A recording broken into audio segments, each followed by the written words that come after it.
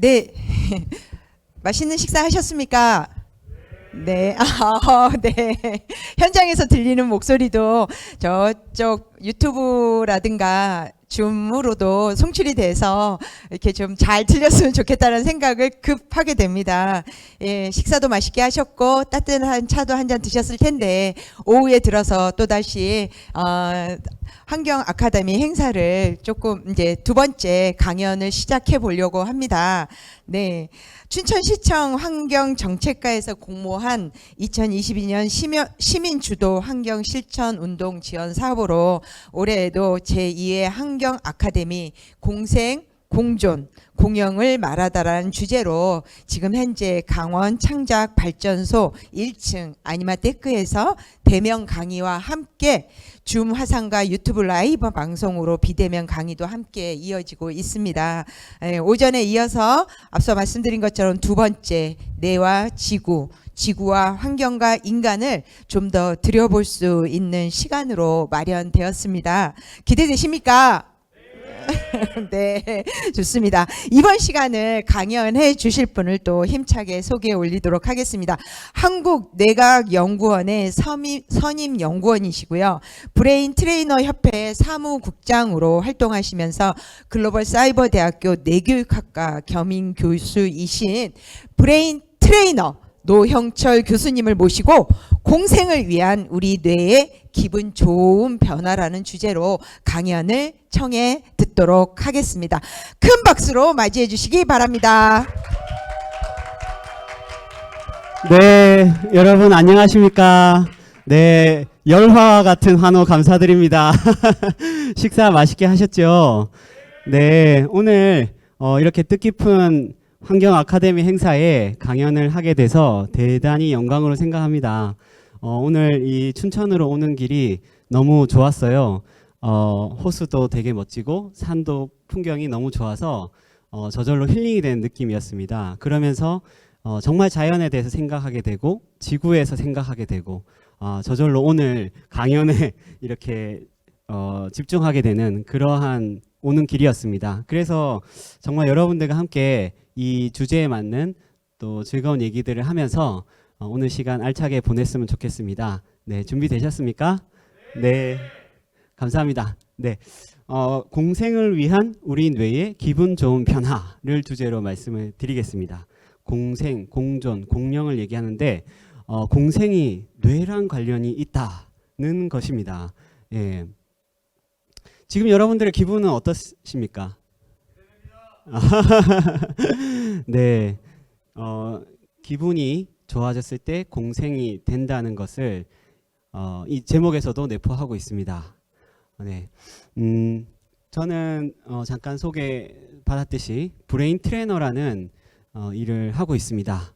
그래서 뇌를 트레이닝해서 아주 최적의 상태, 건강한 상태로 만드는 그런 역할을 하고 있는데요. 그런 관점에서 오늘 환경과 어떻게 이 브레인 트레이닝이 연결되는지를 말씀드리도록 할게요. 그러려면은 뇌에 대해서 좀 얘기를 해야 될 것 같습니다. 여러분들 지금 뇌는 다 가지고 오셨죠? 네, 혹시 안 가지고 오신 분 계십니까? 네, 뇌라는 것은 항상 우리 두개골 안에, 머리 안에 있는 것이지만 뇌를 느끼기란 쉽지가 않습니다. 왜 그러냐면 그냥 간단하게 뇌에는 그 감각 수용체가 없어요. 뇌라는 것 자체에는 그 다른 감각에서 보내오는 신호만 해석할 뿐이지 뇌는 그 자체에 대한 느낌을 주지는 않습니다. 그러다 보니 우리는 뇌라는 것을 평소에 인식하기는 참 쉽지가 않습니다. 그런데 정말로 중요하다는 건 알고 계시죠? 요즘 들어서 뇌가 특히 뇌과학이 많이 발달되면서 뇌에 대한 사실들이 알려지면서 이 중요성이 많이 대중적으로 전파되고 있는 것 같습니다. 그래서 그런 가운데서 오늘은 이런 뇌의 특성에 대해서 한번 보려고 해요. 뇌는 마음 기제의 총사령탑으로서 인간의 모든 신체 정서 의식 활동을 관장하는 핵심 기관이다라고 얘기를 드리고 있는데요. 여기에는 공감이 되시죠? 네, 쉽게 얘기해서 여러분의 모든 생활에 뇌가 관여돼 있다. 모든 한순간도 빠짐없이 모든 순간에 뇌가 작동되고 있다라는 것을 의미합니다. 그러다 보니까 행복이라는 것을 얘기하려면 뇌를 빼놓고 얘기할 수가 없어요. 그러니까 우리가 보통 행복이라는 것을 얘기할 때 어떨 때 행복하나요? 어떨 때 기분 좋나요? 라고 질문하면 어떻습니까? 여러분들? 네.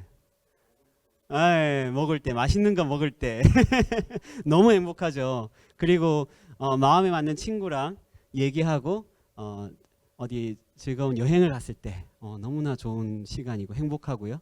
또 내가 정말 원하는 무언가를 얻었을 때, 물건을 얻었을 때, 그럴 때도 행복하다고 하는데요. 사실상 그러한 모든 우리가 경험하는 사건들은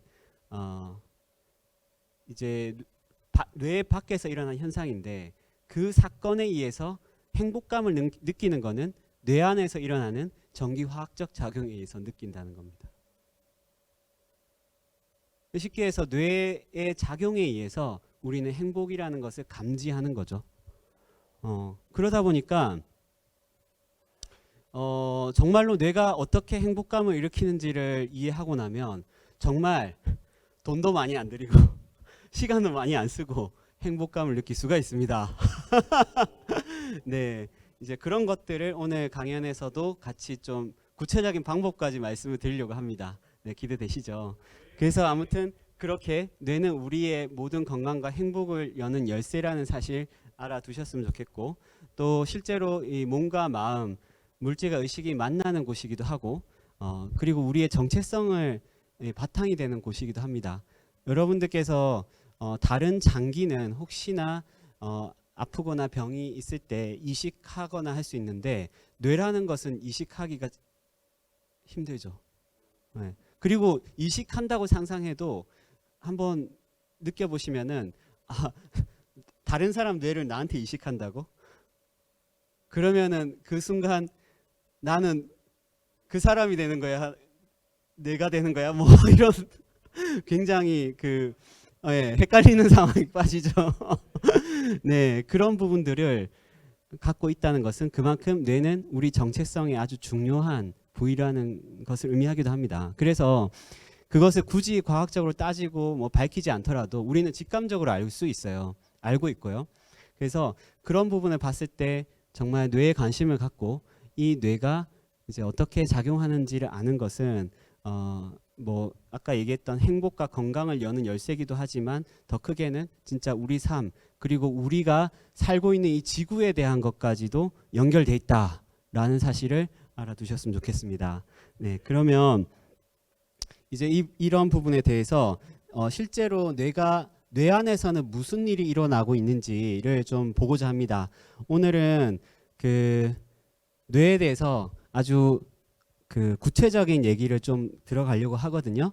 예, 영상과 함께 어떤 작용이 일어나는지 한번 볼게요. 네, 잠시 뇌 속으로 들어갔다 왔는데 공상과학 영화 한 편 본 것 같으시죠? 실제 우리 뇌가 작동하는 것을 정말 그림으로 잘 표현한 영상인 것 같습니다.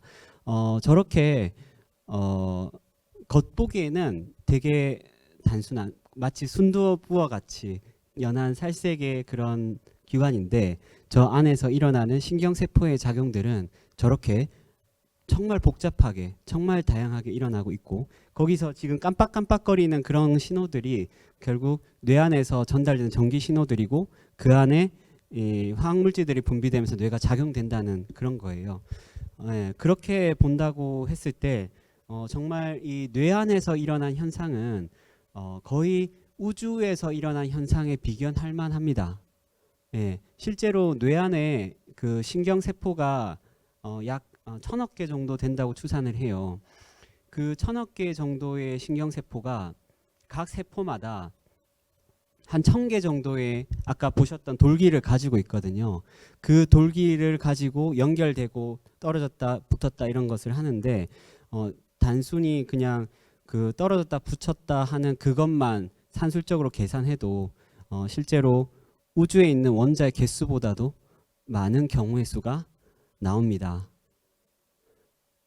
그러니까 이런 부분을 봤을 때 이 뇌라는 것은 정말로 어마어마한 그 마치 우주와 같은 가능성과 변화가 일어나는 곳이다라고 이해를 할 수가 있어요. 네, 실제로 이제 그런 부분들이 이렇게 화면으로도 나오는데요.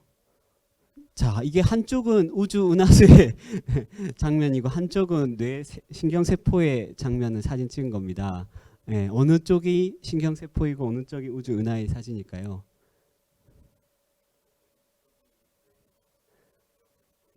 그렇죠. 네, 맞습니다. 와, 박수. 네, 맞습니다. 실제로 그 뭐 비슷한 장면을 이제 뽑아가지고 같이 나서 더 비슷하기도 하겠지만 이렇게 뇌 안에서 그 신경세포가 움직이는 것은 정말 우주의 그런 모습에 비견할 만큼 그런 변화와 또 그런 어떤 무궁무진한 모습을 가지고 있다라고 보시면 되겠습니다. 그래서 이제 이러한 모습들을 봤을 때 뇌라는 것이 어떤 기관인가에 대해서 조금 더 심도 있게 한번 생각을 해볼 수 있을 것 같아요. 요 그림을 가지고 좀 말씀을 드리도록 하겠습니다. 실제로 우리 뇌에서 그런 변화가 일어나는데 그 변화의 방향성은 우리의 생명을 영위하는 쪽으로 일어납니다. 즉 무슨 뜻이냐면 이 생명이 영양을 섭취하고 또 생명 스스로를 지키는 쪽인 거죠. 그렇죠? 네. 그 부분은 여러분들께서 조금만 생각해 보셔도 그렇게 이해가 되실 거예요. 근데 이게 영위하는 데 있어서 그 이해해야 되는 이 다이어그램 도표는 그냥 간단하게 입력, 처리, 출력 요 세 가지 단계로서 한번 이해를 해야 됩니다. 그러니까 한번 보자고요. 이제 어떤 거냐면은 아까 뇌 안에서 되게 많은 신경세포들이 막 작용하는 것을 보셨잖아요. 근데 이 작용이 실제로 그 뇌 바깥에서부터 들어오는 신호를 처리하는 작용이라고 보시면 되겠습니다. 예를 들어서 지금 여러분들께서는 눈으로 제가 강의하는 장면을 유튜브든 이 현장에서든 보고 계시죠? 그러면 눈에 그러한 그 빛의 신호가 들어올 거잖아요. 그죠? 그러면 그 빛의 신호가 들어온 것이 눈의 망막에 맺히게 되고 그 망막에 있는 시신경이 시각세포가 그것을 해석을 해서 이 전기신호로 변환을 해가지고 전기신호로 변환해서 뇌 안에 시상이란 부위로 그것을 보내게 되고 그리고 그 시상에서는 그 신호를 처리하는 후각피질로 신호를 보내게 돼 있습니다.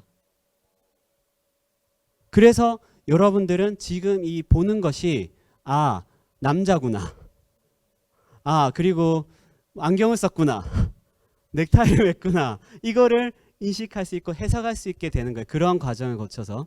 근데 그 과정이 아까 그림에서 보셨듯이 막 전기 신호가 왔다 갔다 하고 화학 신호가 막 분비되고 하는 것인 거예요. 이해되시죠? 이게 눈에 대해서 제가 아주 간략하게 말씀을 드렸는데 눈만 그렇게 작용할까요? 아닙니다. 귀로도 들어오겠죠.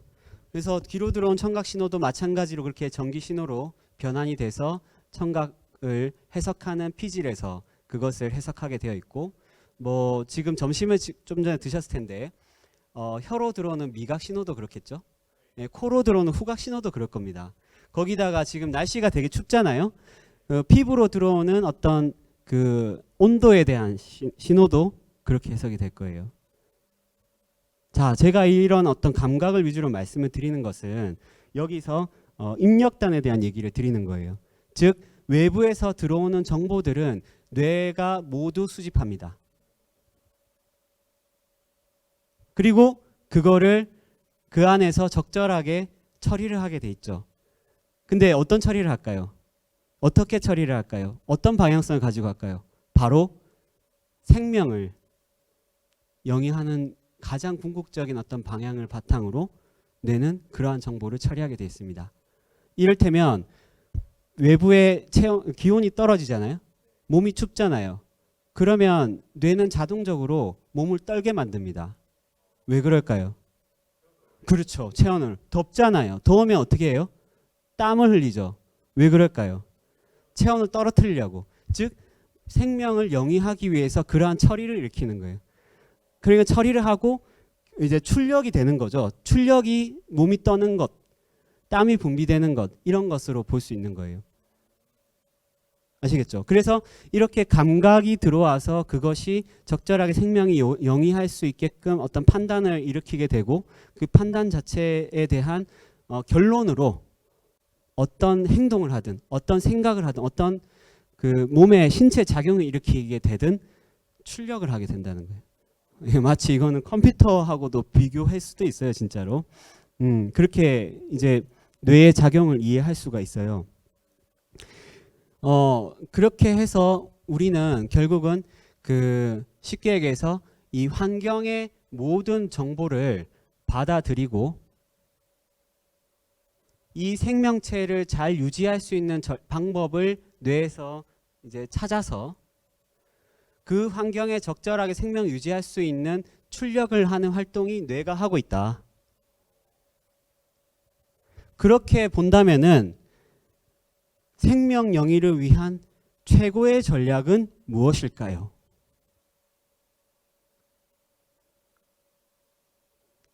최고로 잘 유지하는 방법은 무엇일까요?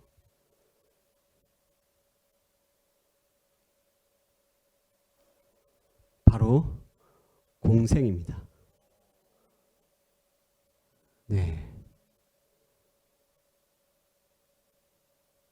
잘 한번 생각해 보세요. 외부에서 뭔가 정보 자극이 들어오고 이렇게 하는데 이게 사실상 무엇을 의미하냐면 환경과 우리 뇌, 심지어 아까 비유를 했지만 우주와 우리 뇌는 연결이 되어 있다고도 할 수 있습니다. 그렇죠? 실시간으로 영향을 주고받고 있어요. 우리가 인지하든 인지하지 않든. 그죠? 심지어 우주와 왜 연결됐다 얘기하냐면 여러분들께서 지금 밖에 나가면 햇빛이 비치잖아요. 햇빛 어디서 와요? 태양에서 오잖아요. 그러니까 우주랑 그것만 봐도 연결돼 있지 않을까? 그것뿐만 아니라 뭐 적외선, 자외선 다 있고 막 여러 가지 파동들 다 있겠죠. 다 연결돼 있습니다. 그런데 그런 가운데서 연결돼 있는 가운데서 예를 들어서 하나의 내 생명만 지키기 위한 의사결정을 계속해서 한다고 생각해 보세요.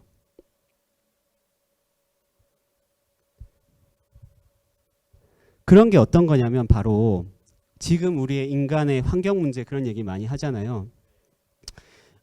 바다에 버리는 플라스틱과 비닐과 부패되지 않는 다양한 폐기물들, 그것이 흰수염 고래의 먹이가 돼서 고래가 사체로 발견되는 그런 사건들. 인간으로 봤을 때는 이익을 내기 위해서 그렇게 하는 행동이 뭐 당장 봤을 때 내 생명을 지키는 방법이라고 생각할 수 있겠죠. 그렇게 해서 돈을 벌어야지 내가 살아갈 수 있으니까. 근데 바닷속에 사는 그 고래 입장에서는 어떻게 됐을까요?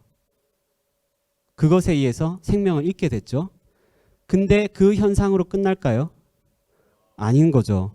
바로 그 현상이 다시 인간한테 돌아온다는 그 폐기물에 썩지 않는 그 폐기물에 의한 후폭풍은 결국 인간이 마시는 식수를 통해서 혹은 기후 변화를 통해서 혹은 여러 가지 전염병과 다양한 자연재해를 통해서 인간한테 다시 돌아오게 돼 있어요.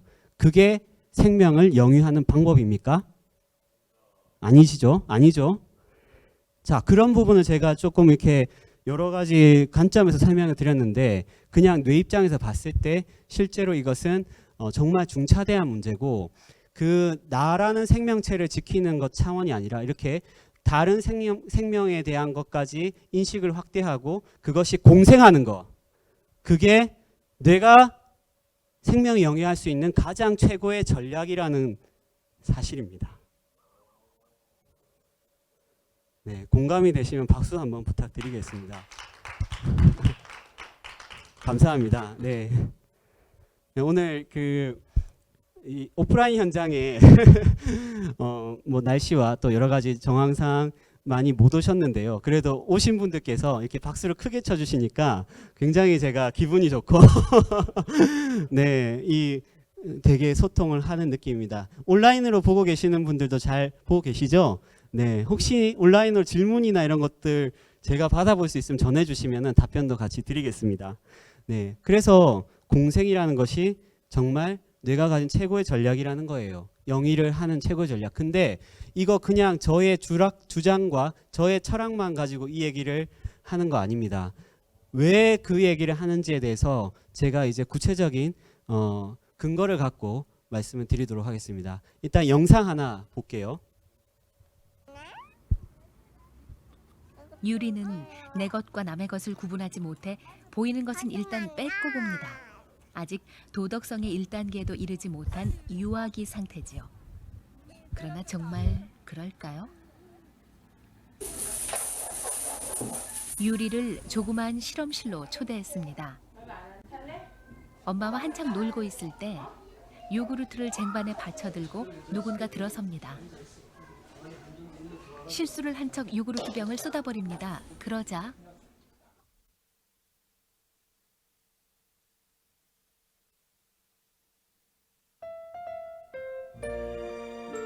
도움을 결정하는데 단 1초도 걸리지 않았습니다. 인간은 모두 여기에서 출발했습니다. 더 어린 아이들로 내려가 볼까요? 동그라미 하나가 힘겹게 산을 오르고 있습니다. 착한 세모가 나타나더니 동그라미를 밀어 올려줍니다.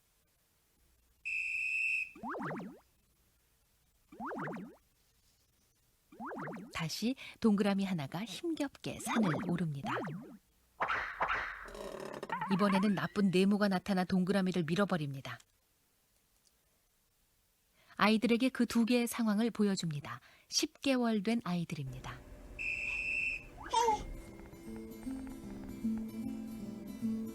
잠시 후 아이들에게 세모와 네모를 보여줍니다. 어떤 말도 하지 않았습니다.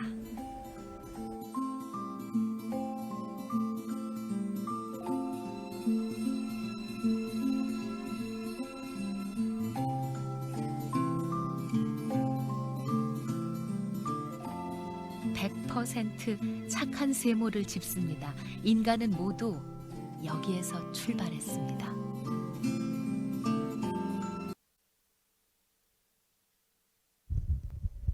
일단 너무 귀엽죠? 이 아기들이 과연 저런 거를 배워서 했을까요? 이게 정말 저 정도면은 뭔가 선천적으로 감각적으로 알고 있는 거 아닐까? 그런 생각이 듭니다. 그죠? 네. 단순히 그 어떤 지금의 나의 이해관계 이게만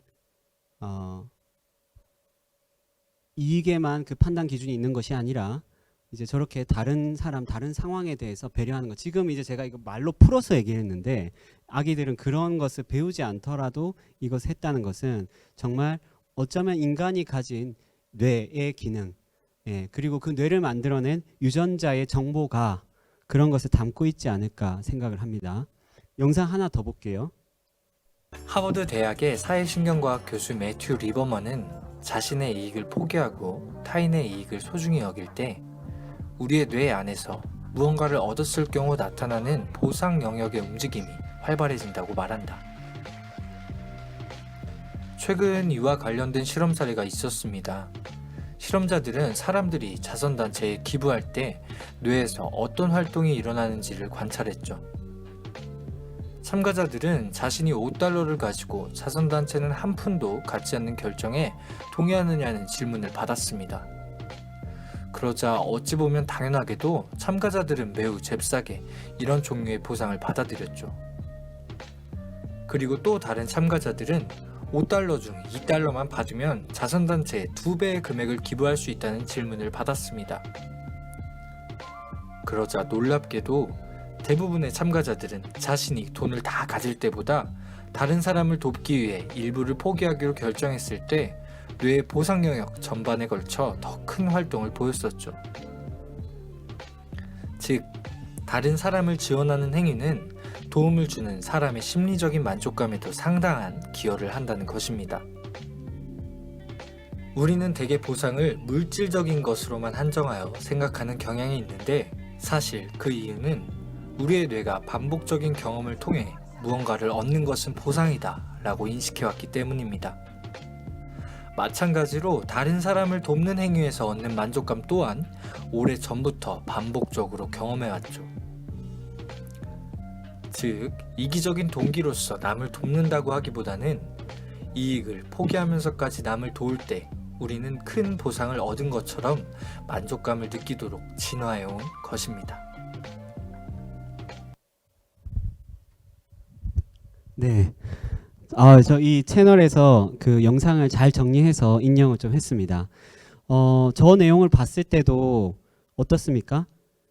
제가 아까 말씀드렸죠. 행복감을 느끼는 것은 뇌 안에 일어나는 전기화학적 작용이다. 좀 구체적으로 얘기하면 결국 이제 도파민, 엔돌핀과 같은 신경 전달 물질과 관계가 있습니다. 특히 이런 부분은 도파민이겠죠.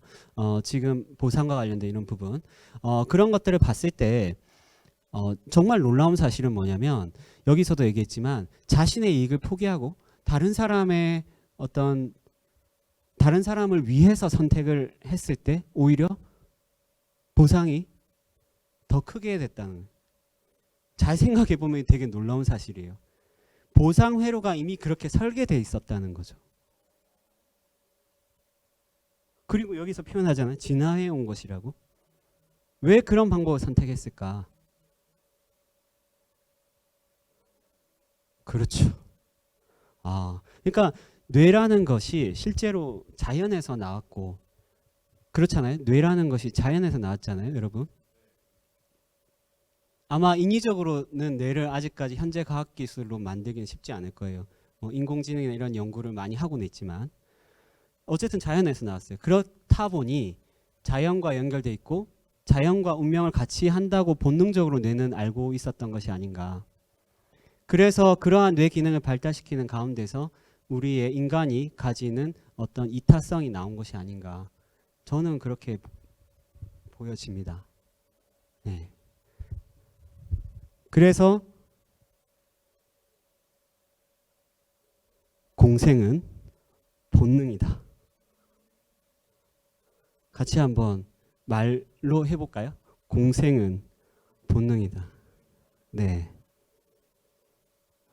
지금 뭐 2가지 영상과 간단한 어떤 연구를 근거로 말씀을 드리긴 하지만 이거에 대한 내용은 찾아보면 정말 많은 참조 자료들이 있습니다.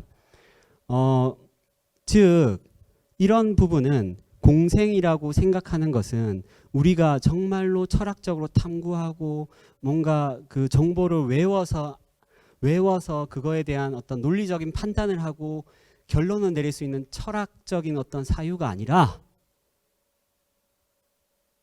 이것은 뇌 안에 있는 본능이다. 본래 기능이라는 것이죠. 그러니까 아기들한테도 나왔었고 아까도 얘기했듯이 그런 이타성을 발휘했을 때 뇌의 어떤 보상 중추가 활성화되는 그런 현상이 나왔겠죠. 예, 동의가 되십니까? 그래서 우리는 이런 공생이라는 것이 원래 내가 갖고 있구나라는 것을 이제 알고 시작해야 돼요. 지금 우리가 이 환경 운동을 하고 또 이제 어떤 인류애에 대한 문제를 거론하고 또 여러 가지 그런 우리가 함께 사는 세상에 대해서 많은 운동을 하고 있는데 사실은 그것이 어떤 특별하게 더 배우고 갖춰야 되는 지식이나 정보나 능력이라기보다는 이미 뇌 안에 있는 기능이기에 우리가 접근해야 할 관점은 그 본래 기능을 회복하는 거예요.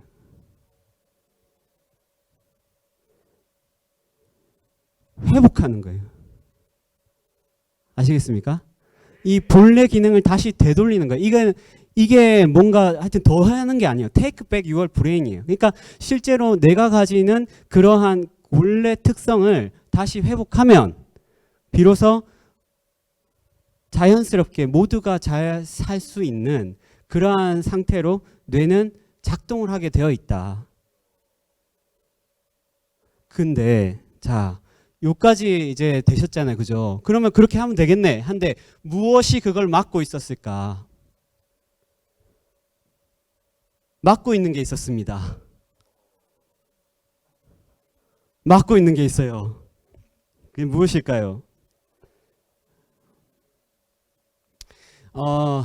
이게 원래 오프라인에서 좀 많이들 참석하신 맞추신 분에게 제가 상품을 드리려고 했는데, 네. 혹시 실시간으로 보고 계신 분 댓글로 올려주시나요? 자, 힌트 하나 드릴까요?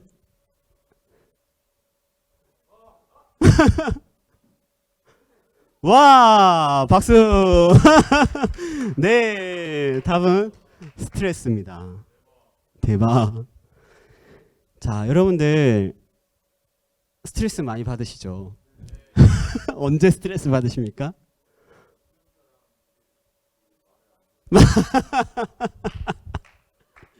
주변 사람들이 말을 안 들을 때 스트레스 진짜 근데 맞는 말씀이에요. 실제로 인간이 가장 스트레스를 받는 상황은 관계 속입니다. 관계 속입니다. 네, 너무나 그래요. 특히나 가까운 관계일수록 더 그래요. 가족과 친구, 그러죠? 그리고 동료, 직장 동료. 네, 그 가운데서 스트레스가 굉장히 많습니다. 네, 근데 이제 이 스트레스가 이 이기적인 뇌를 만든다는 거예요. 이 얘기를 대해서 좀 드리겠습니다. 영상부터 볼게요. 그렇다면 스트레스를 받고 있는 우리 몸속으로 한번 들어가 볼까요? 스트레스를 받으면 우리 뇌에 시상하부에서 여러 가지 스트레스 관련 호르몬들이 분비됩니다. 이렇게 활성화된 다양한 스트레스 호르몬들은 신경세포 말단에 있는 시냅스의 흐름을 방해하면서 우리 몸 전체에 좋지 않은 영향을 가져오는 것이죠.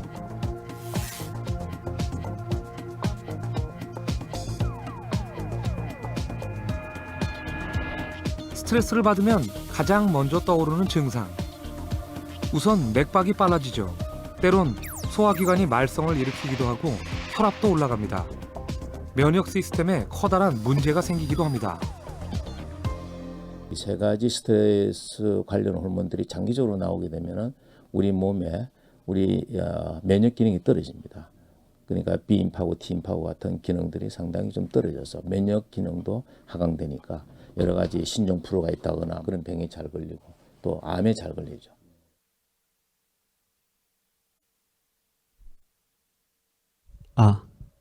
네. 스트레스를 받으면 그런 현상이 지금 일어나는 겁니다. 그 애니메이션 인사이드 아웃에 보면은 버럭이가 있잖아요. 그죠? 버럭이가 이 득세를 하는 순간 어떻게 됩니까? 주변이 뜨거워지고 다들 그 버럭이의 빛에 힘을 못 쓰게 되는 그런 상황이 되죠. 실제로 우리 몸에서 일어나는 상황 또한 같습니다. 스트레스 상황으로 인해서 몸에 여러 가지 작용들이 아까 서유현 박사님께서 말씀 주셨던 것처럼 교수님께서 말씀 주셨던 것처럼 정말 다양한 그런 반응들이 일어나는데 그런 것들이 결국은 말씀드렸듯이 우리의 어떤 상태를 굉장히 스스로를 보호하고 이기적으로 만들게 되어 있어요. 스트레스라는 것은 여기서도 얘기했듯이 외부의 위협으로부터 스스로를 보호하고 생존하기 위해서 만들어진 것이에요. 자, 이게 좋은 거예요, 나쁜 거예요? 그렇죠. 필요한 겁니다. 그죠? 아까 제가 말씀드렸잖아요. 뇌는 생명을 영위하기 위해서 역할을 한다고 했잖아요. 그런 축으로 본다면은 뇌가 가장 잘 처리해야 되는 것은 스트레스예요. 사실 뇌 입장에서 보면은 이 뭐 그냥 톡톡톡 두드리는 거 이런 것 또한 스트레스일 수 있어요. 근데 이렇게 부드럽게 이렇게 쓰다듬는 거 이런 거는 뭘까요? 이런 것도 스트레스일 수 있어요. 근데 우리가 이 스트레스라는 용어 자체가 또 인식에 있어서 약간 부정적인 인식이 또 있다 보니까 뭐 그런 것들을 해석하는데 다양한 관점을 가질 수는 있겠지만 그냥 그 간단하게 어떤 외부의 물리적 자극, 그러니까 평형 상태를 깨는 외부의 어떤 자극을 다 통칭해서 스트레스라고도 할 수 있는 거죠. 그렇게 하는데 자, 이런 스트레스 반응이 일어나면은 이제 우리 몸은 굉장히 아주 격해집니다. 자, 예를 들어서 여러분들께서 뭐 상상이 되실지는 모르겠는데 이제 밤길을 가는데 그 앞에 뱀이 있는 거예요. 독사가. 그러면 어떨까요? 까무러칩니까? 도망칩니까? 그렇죠. 까무러치거나 도망치거나 하는 반응들 할 거예요. 근데 어떤 분은 막 이렇게 약간 군침 흘리시면서 예. 그러니까 맛있겠는데 하는 분도 계실 수는 있어요. 뭐 뱀에 대한 어떤 어떤 생각을 가지고 있냐에 따라서 또 달라질 수 있는데, 자, 제가 지금 말씀드리고자 하는 어떤 상황은 이 스트레스 요인이라는 것이 발생되면 그것에 대응하기 위해서 몸은 굉장히 격하게 반응을 합니다. 거기서 반응하는 게 좀 전에 보셨던 영상에서 보셨던 그런 반응들이거든요. 특히 자율신경계에서 교감신경계가 활성화됩니다. 예, 이거 생물 시간에 배우셨죠? 예, 교감신경계가 활성화되면 어떤 현상이 일어나나요? 일단 위기사항이라는 경보가 몸에 울리는 거라고 보시면 되겠습니다. 그러면 눈이 커져야 돼요. 그죠? 이게 제가 진짜 뱀인가 나한테 해로운 영향을 미치는 무엇인가에 대해서 정확하게 판단을 해야 되니까 이제 그런 것들을 잘 볼 수 있도록 눈이 커집니다. 동공이 확장돼요. 그리고 그런 긴박한 상황이 되면은 어떻게 될까요? 예, 심장이 빨리 뛰죠. 왜 심장이 빨리 뛸까요? 심장이 빨리 뛰어가지고 이 혈액이 온몸에 빠르게 공급이 돼야지 근육도 힘을 쓰고 빠른 대체를 할 수 있어요. 아까 도망간다고 했죠. 도망가려고 하면 근육에 힘이 가야 되잖아요. 그러니까 그 힘을 어디서 공급합니까? 심장에서 이 혈액을 막 펌핑을 해줘야, 예, 말단의 모세혈관까지 피가 가면서 굉장히 이제 빠른 어떤 조치를 할 수 있죠. 그러면서 이제 근육들이 움직이게 되는 것이죠. 네, 거기다가 소화도 억제됩니다. 위기 상황이 있는데 소화가 너무 잘 돼. 막 소변 보고 싶고 대변 보고 싶고 막 그래. 그러면은 위기 상황을 잘 이렇게 넘어갈 수 있을까요? 없죠. 큰일 나죠. 그런 상황이 발생된다는 거예요. 네. 그러니까 이때는 몸 안에서 엄청나게 몸을 지키기 위한 에너지가 폭발적으로 분출됩니다.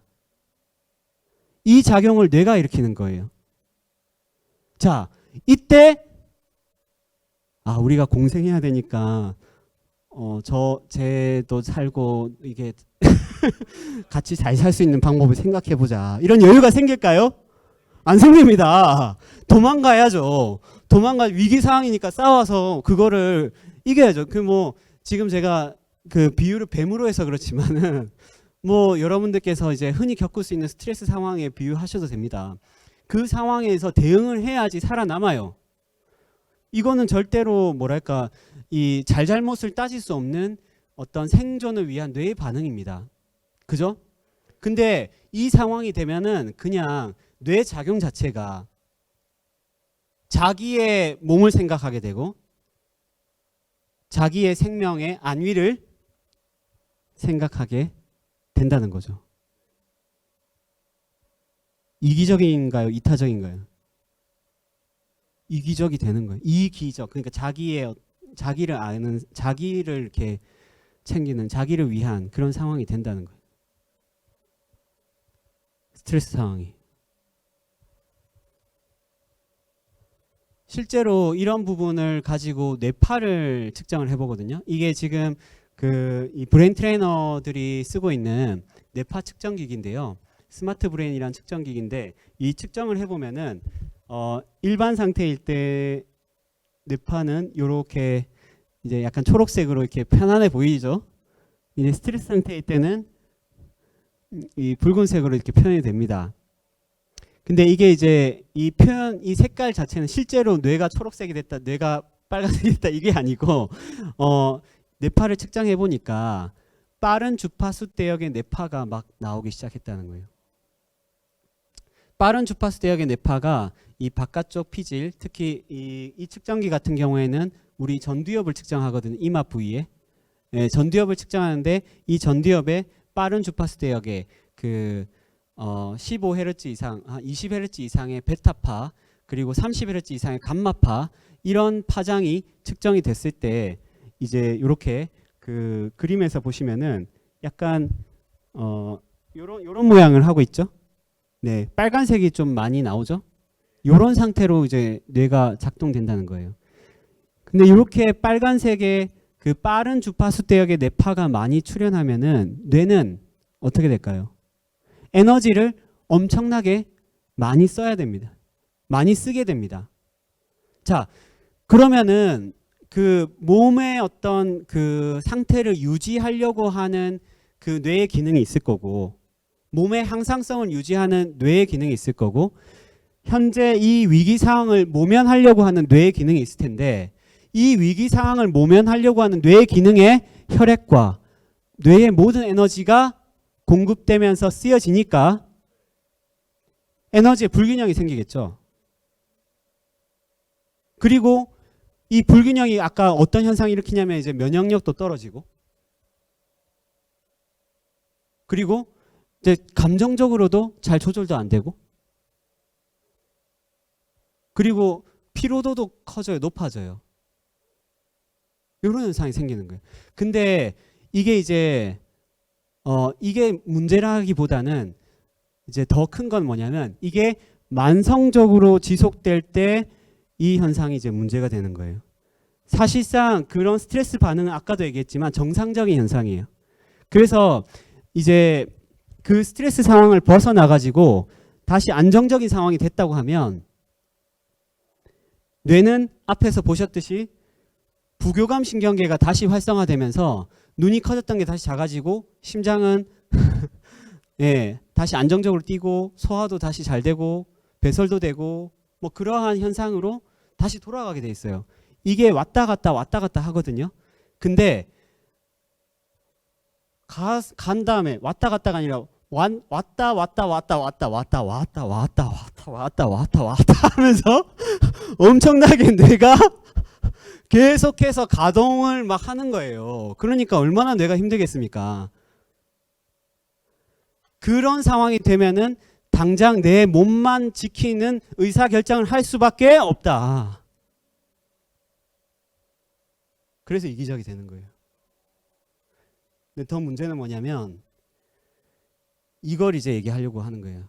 지금 사회에서는 스트레스가 뱀이 나타나고 맹수가 나타나고 하는 것이 아니라, 여러분 아까 얘기했죠? 뭐 사람들이 말을 잘 안 듣는다. 근데 이게 사람 관계가 이제 온라인까지도 올라갔죠? SNS만 가지고 한번 얘기를 해봅시다. 뭐 저도 해당되는 얘기. SNS에 글을 올렸어. 근데 하루가 지나도 댓글을 아무도 안 달고 좋아요도 아무도 안 눌려줘. 어떻습니까? 불편하죠? 그리고 누가 악플을 달았어. 와, 스트레스죠. 짜증나죠. 근데 그런 상황이 끊기지 않고 계속 일어나고 있어. 여러분들 스마트폰 하루 24시간 계속 들고 계시죠? 자기 전에도 옆에 두고 주무시죠? 한순간도 빠짐없이 여러분들은 이 세상과 연결돼 있어 가지고 세상으로부터 정보를 받아들이고 있습니다. 근데 그 정보가 여러분의 뇌파를 빠르게 뛰게 하는 그런 스트레스 정보들이 많아요, 적어요? 많죠. 야, 정말 대박이다. 아, 진짜 뇌 너무 바쁘다 지금 요즘에. 저도요, 이 잠시도 핸드폰을 놓고 있을 수가 없어요. 이 단톡방에서 메시지가 끊임없이 올라. 공감하시는가 보다. 진짜 그렇게 계속해서 많은 정보와 많은 어떤 환경의 반응들이 나한테서 일어나고 있어요. 예. 근데 이제 거기에다가 더해서 이 정보들이 좋은 정보만 오나요? 아니요. 저 진짜 얼마 전에 굉장히 가슴 아픈 참사가 또 서울에서 있었죠. 그런 일이라든지 뭐 이거는 또 약간 다른 각도겠지만 어저께 우리가 축구도 새벽에 봤는데 그런 거라든지 야 그런 거는 정말 내가 어찌할 수 없는 스트레스잖아요. 네, 스트레스잖아요. 스트레스. 내가 정말 어찌할 수 없는 스트레스. 근데 그게 지금 우리는 하루 종일 이렇게 경험하고 있는 그런 세상 속에 살고 있다는 거예요. 거기다가 지금 코로나 경험했죠. 지금 마스크 다들 쓰고 계신데 사실 인간은 상대방의 얼굴을 통해서 감정을 느끼고 소통하는 것을 통해서 굉장히 많은 그 어떤 일종의 쾌감을 느끼거든요. 마스크로 가려져 있으니까 저 사람이 도대체 무슨 생각을 하고 있는지 무슨 표정을 짓고 있는지 몰라요. 그럼 거기서 오는 어떤 불안감 그것 또한 스트레스가 될 수 있어요. 그리고 사회활동 마음대로 못하죠? 거기서 스트레스 생길 수 있어요. 아, 이것뿐입니까? 이 사회 시스템에서 가면요. 경쟁 엄청 치열하잖아요. 여기 대학생분들 와 계신데 학교에서 성적, 대입 야, 경쟁 치열하지 않습니까? 그 속에서 스트레스 많죠. 학업에 대해서. 사회 나가서 직장을 얻었어요. 그 안에서 직장 안에서의 스트레스. 또 사회 속에서 돈을 벌어야 되고 또 여러 가지 어떤 상황들이 생겨야 되면 그 속에서 발생하는 스트레스. 이게 그냥 오히려 원시 시대가 나을 수도 있어요. 그냥 움막 속에서 가족끼리 단란하게 사는 게 나을 수도 있어요. 지금 사회는 너무 복잡다면하고 너무 거대해진 상황에서 우리가 통제할 수 없는 너무 많은 상황들이 있다 보니 현대인들의 뇌는 스트레스 홍수 속에서 살고 있는 것이 아닌가. 공감이 되십니까? 야, 이거 진짜 장난 아니에요. 제가 지금 굉장히 어떤 일반적이고 편안한 얘기만 해서 그렇지 아마 깊게 들어가면 스트레스 요인들이 뭐 엄청날 겁니다. 전쟁, 기아, 뭐 이념 대립 얼마나 많은 스트레스가 있습니까? 거기다가 저 요것도 하나 좀 언급하고 싶어요. 요 밑에 음식. 예. 자, 여러분들 그 단 거 좋아하시죠? 예, 저도 좋아하는데 사실은 이 단 음식 자체 또한 스트레스입니다. 이것도 놀라운 사실이죠. 아, 그래요? 네. 단 음식 자체가 스트레스 요인입니다. 왠지 제가 말씀드릴게요. 특히 설탕과 같은 정제 탄수화물은 섭취하는 순간 굉장히 큰 인슐린 스파이크를 일으킵니다.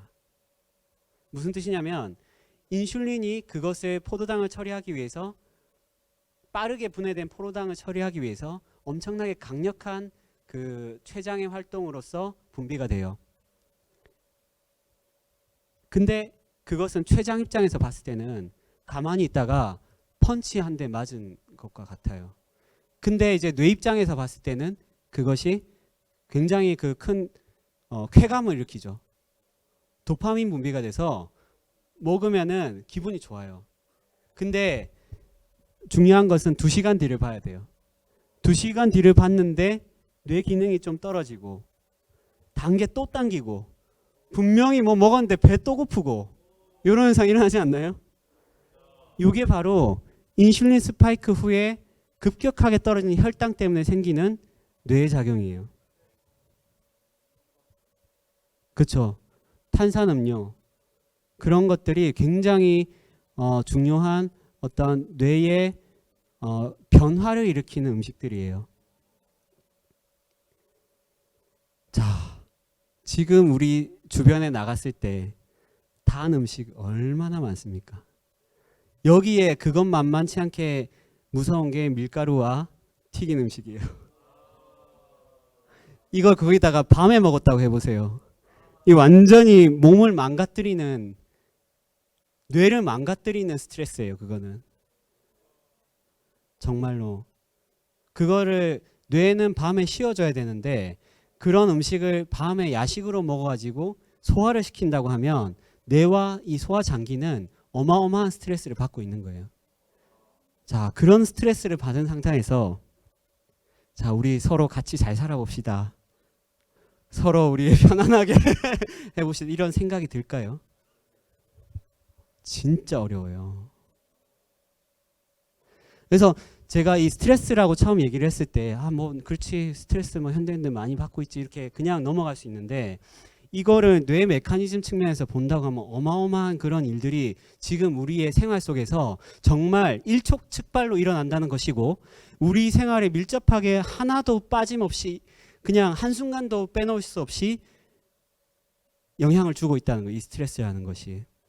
그래서 우리는 이 스트레스라는 홍수 속에서 스트레스 바다 속에서 살고 있다 보니까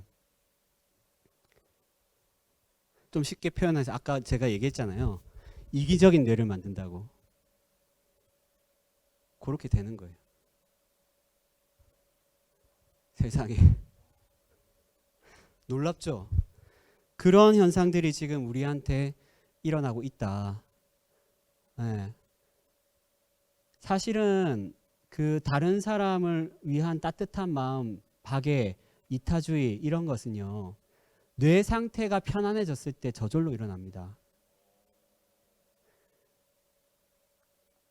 그래서 정말로 우리가 이 공생을 하는 거, 환경을 생각하려고 하면 뇌 상태를 편안한 상태로 만들어줘야 돼요. 아까 제가 얘기했듯이 그 뇌라는 것이 입력, 처리, 출력 이렇게 한다 그랬잖아요. 입력 자체가 편안하면 출력도 편안해져요. 우리가 환경에 대해서 이렇게 받아들이고 공감할 수 있는 것은 뇌 상태가 편안했을 때 그 공감 능력이 생겨납니다. 다른 식으로 얘기하면 뭔가 신경 써야 되고 뇌를 계속 바쁘게 하고 뇌를 힘들게 하는 그런 상황들이 있으면 뇌는 그거 처리하느라고 바빠요. 장기적인 생각을 못해요. 아까도 얘기했죠. 뇌는 분명히 알고 있어요. 본능적으로. 장기적으로 봤을 때는 공생하는 게 잘 사는 거다라는 것을 알고 있어요. 근데 실제로 그 생각을 하지를 못하게끔 우리 뇌를 옥죄고 있습니다. 네. 문제의식이 느껴지십니까? 그래서 이러한 뇌가 진짜 공생을 하려고 하면 기분 좋은 뇌가 돼야 돼요. 기분이 좋아야지 여러분들 뭐 친구도 좀 생각해주고 뭐 부모님 항상 감사하지만 기분이 좋았을 때 부모님한테도 또 좋은 말씀 드릴 수도 있고 그렇잖아요. 그래야 됩니다. 근데 이제 거기에 대해서 정말 희망이 있습니다. 자, 요거 이제 말씀을 드려요. 이제 브레인 트레이닝에 대한 얘기로 좀 본격적으로 들어가고자 합니다. 스트레스라는 것이 그렇게 뇌에 큰 영향을 주고 있고 또 이것이 정말로 우리 이 세상 속에서 우리 사회 속에서 만연해 있는 이런 상황에서 정말 희망은 뭐냐면 우리 뇌는 그것을 조절할 수 있는 기능까지도 갖고 있다는 거예요. 브라보. 그런 기능까지도 갖고 있습니다. 실제로 우리가 이 스트레스 반응을 일으키는 이 영역들은 대표적으로 이제 대뇌 변형계라는 그 부위에서 반응들이 일어나고 특히 그 중에 가장 대표 선수가 편도체라는 그 부위가 있습니다. 이제 그 편도체라는 부위에서 이 전두엽으로 그 감정 신호를 보내요. 근데 그 신호를 보낸 신호를 처리할 수 있는 일종의 통수 권한이 전두엽에 사실 있어요. 있는데 그 만약에 현장에서 엄청나게 그 위기 상황이라고 계속 이렇게 경보를 보내면 어떻게 해야 될까요?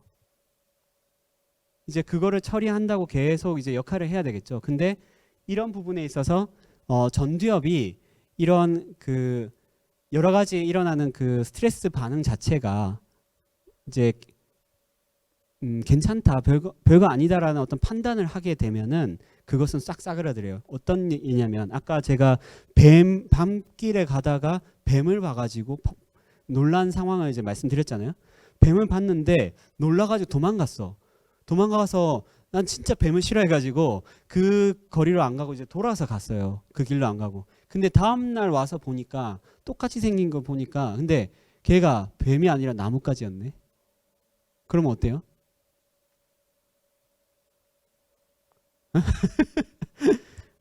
그러니까 이제 스트레스 반응이 있었던 게 그게 아니구나 하고 이제 뇌에서는 판단해가지고 한숨 쉬면서 다시 이제 편안한 상태로 돌아가잖아요. 그렇게 이 상황에 대한 인식과 해석을 바꾸는 어떤 훈련을 했을 때 그 상황은 스트레스로 안 여겨지게끔 만들 수가 있어요. 그게 이제 스트레스 관리의 기본 메커니즘입니다. 그래서 아까 예를 들어서 SNS에서 막 스트레스를 받고 있는 상황이다. 뭐 그러면 이제 그걸 통해서 뭐 이런 거죠. 뭐 누가 댓글 달든 안 달든 난 나야. 가오가 있지. 좋아요 누르든 말든 내가 하고 싶은 말 하겠어. 이러한 어떤 생각을 하고 글을 올리고 한다고 했을 때는 그 자체가 크게 영향을 주지 않겠죠. 근데 이제 사람들마다 성격이 다 있고 또 추구하는 바가 다 있기 때문에 그것은 각각의 어떤 상황에 따라서 달리 적용이 돼야 되겠지만 결과적으로는 뇌에서 그 상황을 어떻게 해석하냐에 따라서 이 스트레스 반응이 달라지고 그걸로 인해서 뇌 상태를 조절할 수 있다. 그래서 뇌 상태를 편안하게 만들어주면 아까 얘기했던 그 여러 가지 그 이타적인 본능이 공생의 본능이 나타나게 되는 거죠. 그래서 뇌 밸런스를 맞춰주는 그런 접근들을 해야 되는데 이것은 다양하게 할 수 있어요. 그래서 이제 브레인 트레이닝 측면에서 여러 가지 그런 기법들이 있는데 일단은 이제 아까 제가 뭐 단맛 얘기했잖아요. 그 단맛 자체가 이제 이 스트레스 상황을 만들어 주니까 반대로 하려면 어떻게 될까요? 그렇죠. 쓴맛을 잘 이용하면 단맛으로 인해 생긴 스트레스 상황을 변화시킬 수도 있죠. 네, 그런 것도 있고 또 이제 오늘 제가 그런 맛을 직접 여기서 화상으로 보여드리기는 쉽지는 않으니까 이제 화상으로도 할 수 있는 몇 가지 브레인 트레이닝 방법들을 가지고 왔습니다. 네. 그런 것들 기대되시죠? 네. 자, 그래서 지금 이제 전두엽으로 가는 대상회에서 전두엽으로 올라가는 요 회로를 이제 훈련하는 그런 접근을 해보자. 자, 그런데 그 접근을 하는 방법을 제가 오늘 구체적으로 2가지를 알려드릴 건데요. 이제 여러분들께서 이 방법을 모르는 게 아닙니다. 너무나 잘 알고 있지만 지금 얘기를 듣고 여기에 대한 인식을 저는 달리 하셨으면 좋겠습니다. 그게 뭐냐면 바로 웃음입니다. 야, 진짜 여기는 너무 훌륭하신 분들만 오신 것 같아. 이 말 보자마자 그냥 웃긴가 봐. 이거 눈물이 저 웃음이 저절로 나오는 것 같네요. 네, 너무 좋은데요. 여러분들 언제 웃으시나요? 민망할 때? 조금 전에 민망했습니까? 언제 웃으세요? 행복할 때, 기쁠 때, 뭔가 하여튼 기분 좋을 때 웃잖아요, 그죠? 예. 자, 근데 요것도 여러분들 잘 알아두시면 좋은 게 그 행복해서 웃는 것이 아니라 웃다 보면 행복해진다. 그게 지금 이제 그 그러니까 신체 반응과 이 정서의 어떤 상관관계를 얘기하는 이론 중에 이제 제임스 랑게 이론이라는 것이 있는데, 그것을 보면은 어떻냐면은 웃는 표정을 짓고 있잖아요. 한번 지어보시겠어요? 이렇게 한 10초만 짓고 계시죠. 아유, 저도 보기가 좋네요. 네, 마스크 쓰고 계신 분들도 제가 약간 투시력이 있거든요. 다 보입니다. 농담이고요. 네, 자, 지금 한 10몇 초 웃고 계셨잖아요. 기분이 어떠세요? 이상하게 좋아지는 것 같아요. 맞습니다. 자, 재밌는 건 뭐냐면 뭔가 행복한 감정이 있을 때 웃음이 나오는데, 역으로 웃을 때 작동하는 얼굴 근육 있죠?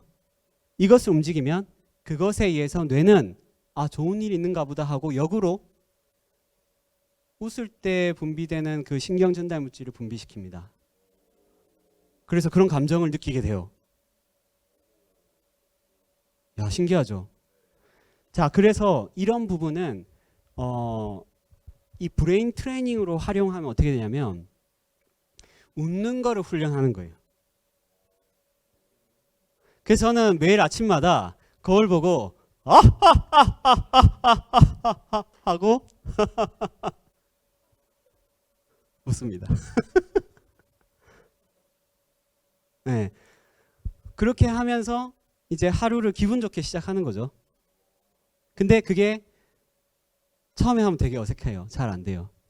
근데 반복해서 하다 보면 그것이 뇌의 가소성에 의해서 뇌가 스스로가 그런 웃음을 만들어낼 수 있는 어떤 신경망을 갖게 됩니다. 자, 그래서 막 웃겨가지고 웃을 수도 있지만 아, 네, 지금 웃어야 되겠다. 땅 하면은 웃을 수가 있습니다. 그럴 수 있죠? 못 웃을 이유가 없잖아요.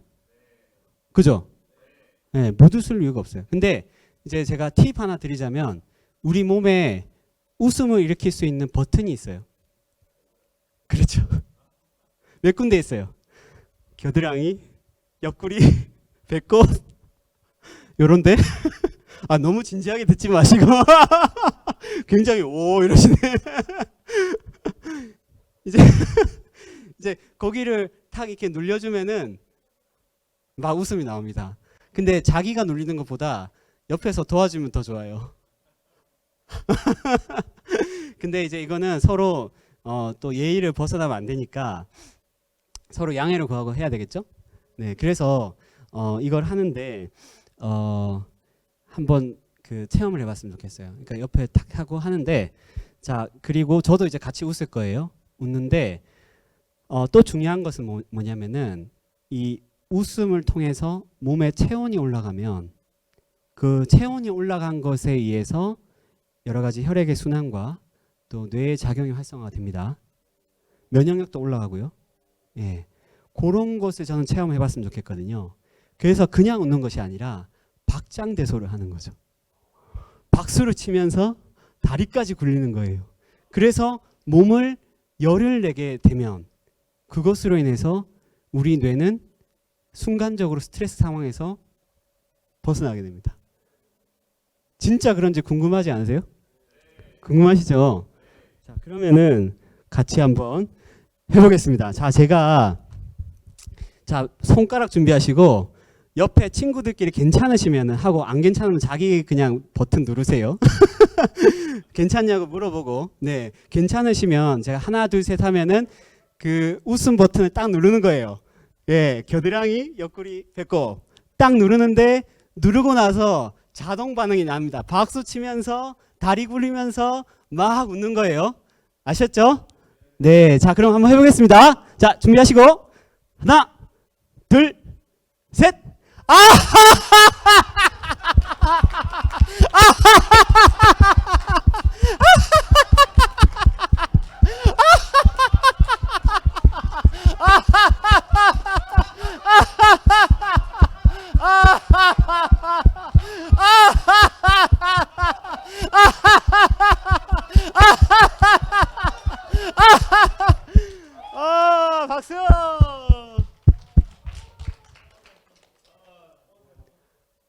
배 아파. 자, 잠깐 호흡 좀 고르시고. 아유.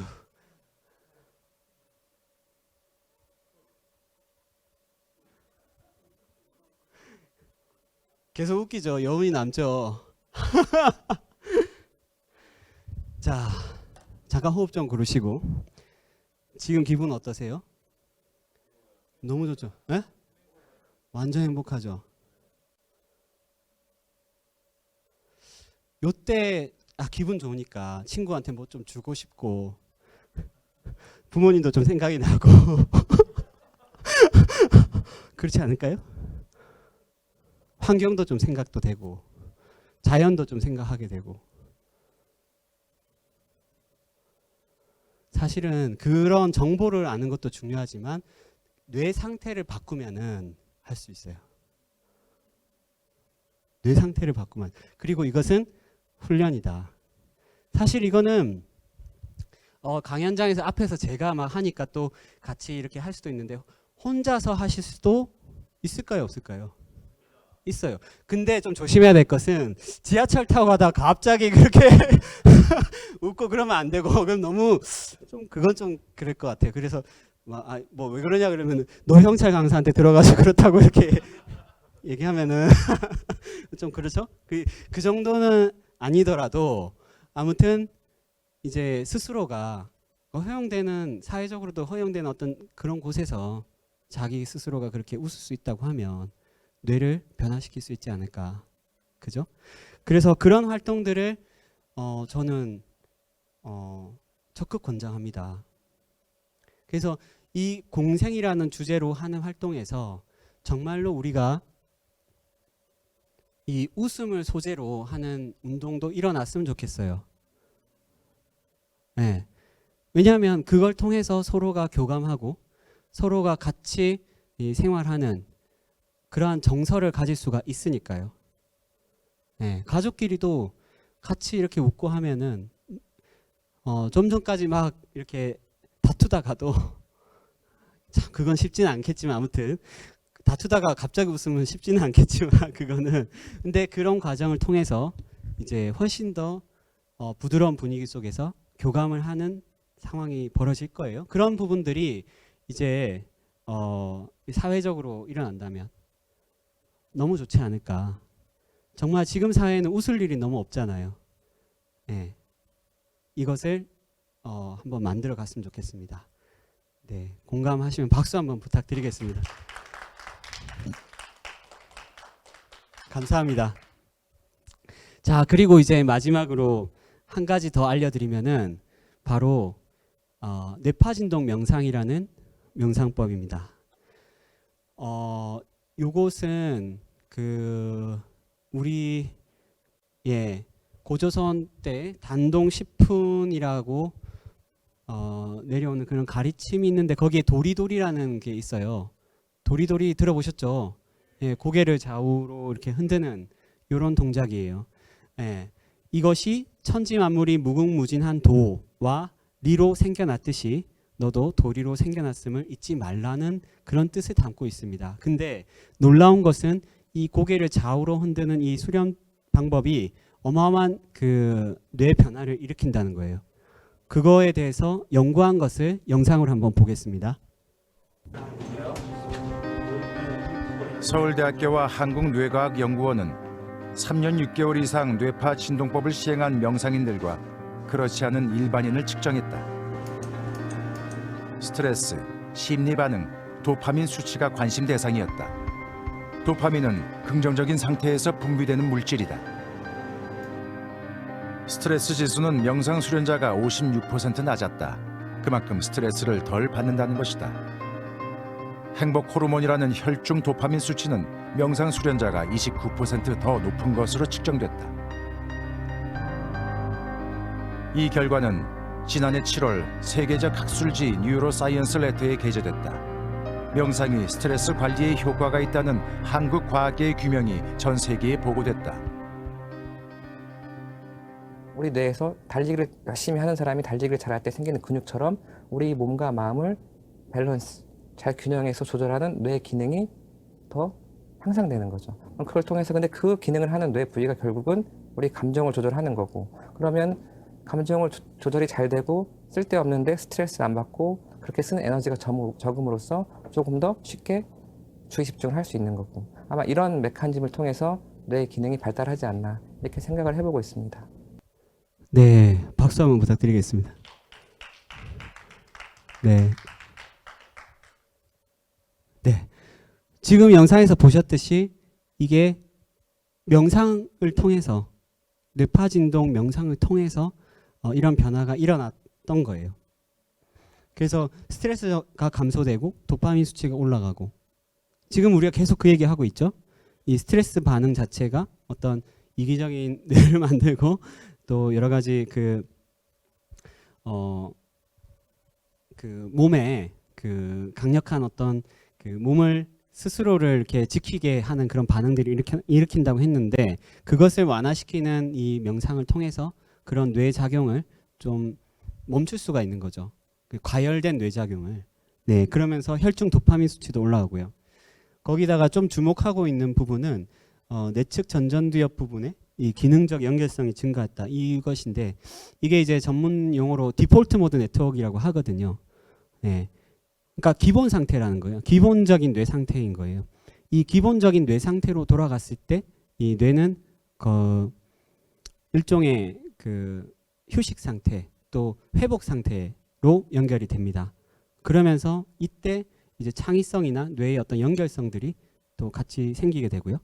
그래서 아까 얘기했듯이 어떤 스트레스나 골똘히 고민해야 되는 어떤 상황들이 있을 때는 그쪽에 포커스가 돼서 뇌 기능이 거기에 온통 쏠리게 되는데, 그것이 다시 중립기어로 돌아온다는 거예요. 중립기어로. 자, 그런 명상법 한번 해보고 싶지 않습니까? 네, 그래서 제가 이제 영상으로 준비했는데요. 간단하게 일단 알려드릴게요. 기본적으로 하는 동작은 진짜 금방 배울 수 있습니다. 고개를 좌우로 흔드는 거예요. 네. 쉽죠?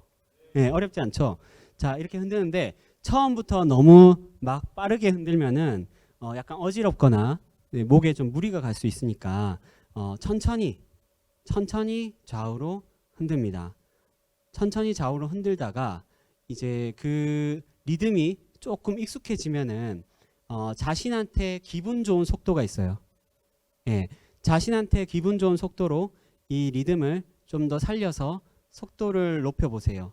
그러면서 이제 몸이 편안해지는 것을 느껴 보시면 좋겠고요. 그리고 이제 이 영상에서 그 소개해 드리는데 이 아랫배를 좀 두드리는 이런 동작도 같이 있습니다. 네, 그래서 가볍게 아랫배를 한번 두드려 보실까요? 네, 이렇게 두드리면서 주먹을 가볍게 쥐시고 엄지손가락을 이렇게 감싸주시고 가볍게 양손으로 두드려 보세요. 네, 자, 이렇게 하는 이 동작을 하면서 천천히 고개를 좌우로 흔드는 요것을 했을 때 아까 그런 체험들을 하실 수 있다. 그래서 여러분들께서 이런 부분을 통해서 실제로 여러분들의 뇌가 어떻게 변화하는지를 감지해 보셨으면 좋겠어요. 아셨죠? 예, 자, 그러면은 영상을 보면서 한번 따라해 보도록 하겠습니다. 네. 자, 영상이 아이고. 네.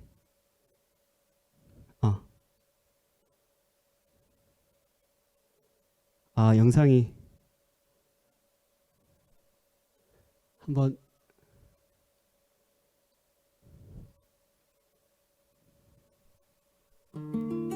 됐네요. 솔라바디 네. 운동법인 뇌파 진동은 고개를 좌우로 도리도리 흔들어서 스트레스로 뜨거운 머리에 열을 내려주고 뇌파를 편안한 명상 상태인 알파파 상태로 만들어줍니다. 허리를 곧게 펴고 자리에 앉습니다.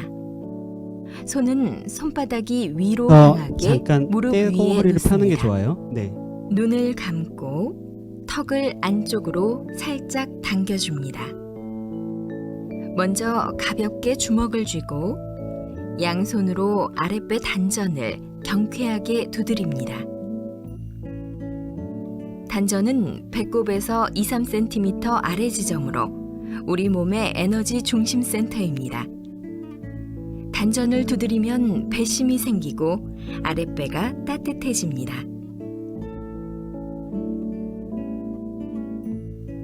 아랫배 단전을 두드리면서 고개를 좌우로 도리도리 하듯이 움직입니다.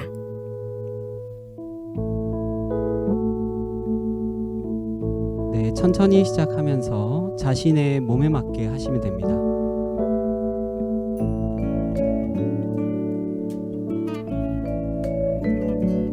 네, 아주 잘하고 계십니다. 목에 힘을 빼고 몸의 자연스러운 리듬에 맞춰 자유롭게 움직입니다.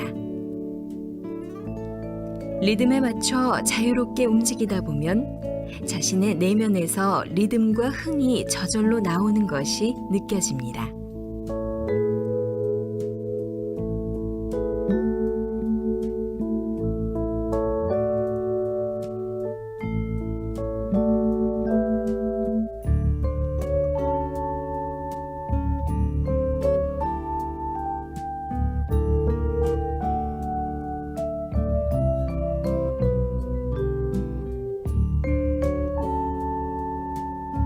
네, 눈을 감고 가볍게 좌우로 고개를 왔다 갔다 하면서 계속해서 해보겠습니다.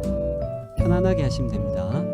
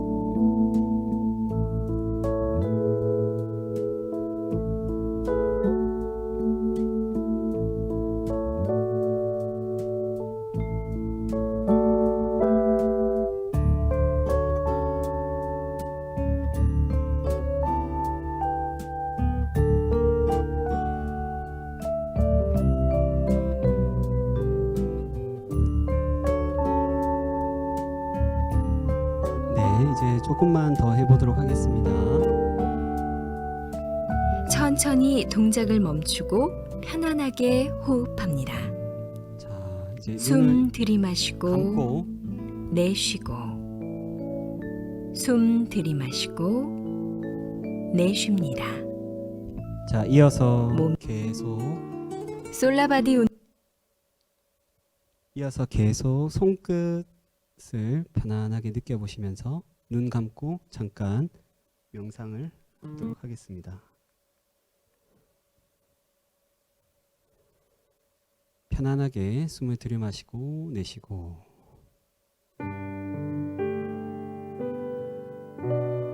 손바닥을 하늘로 향하게 해서 무릎 위에 올려놓으시고 손끝으로 진동의 여운이 빠져나가는 것을 느껴봅니다.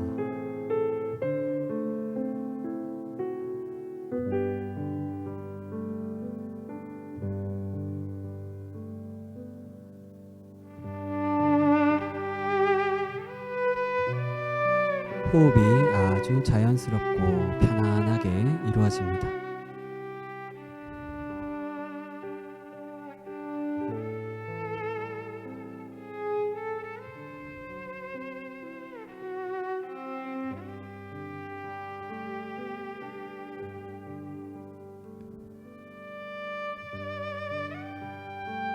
부드러운 호흡 속에서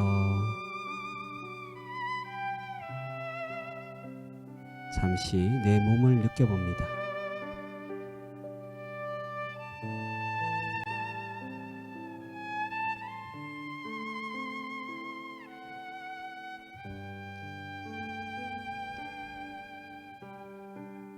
그리고 들이마시는 맑은 공기,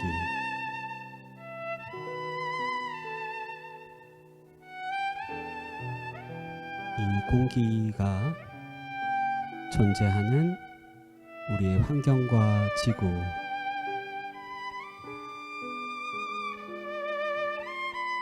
그 속에서 함께 숨을 쉬고 있는 나의 동료와 이 지구의 모든 식구들,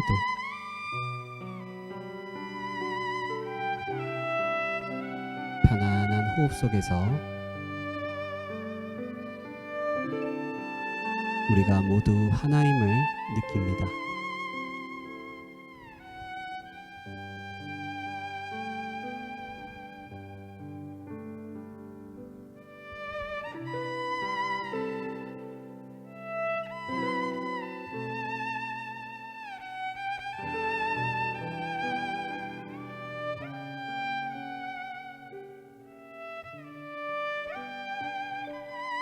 우리는 모두 함께 더불어 공생하고 있는 지구 시민입니다.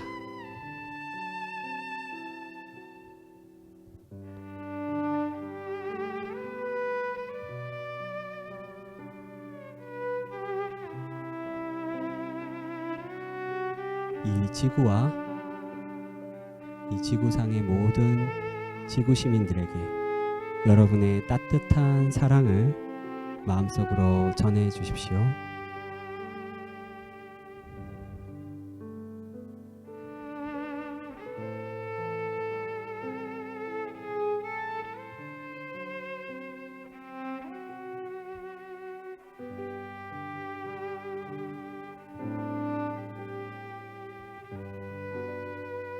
네, 이제 천천히 마무리하겠습니다. 숨 들이마시고 내쉬고 후. 숨 들이마시고 상체 숙이면서 이 사이로 자, 박수 10번 시작. 네, 손 뜨겁게 비벼주시고 네, 뜨거워진 손으로 얼굴 한번 쓸어주시고 미소 한번 지어주시고 배우셨죠? 환한 얼굴이 환한 뇌를 만듭니다. 네, 환한 뇌. 자, 몸도 한번 쓸어주시고 자, 어깨, 가슴, 아랫배, 하체까지 네, 허벅지, 종아리, 다리까지 쭉 쓸어주세요. 네, 아이고 시원하다. 자, 여러분들 기분 어떠십니까? 편안하고 너무 좋으시죠?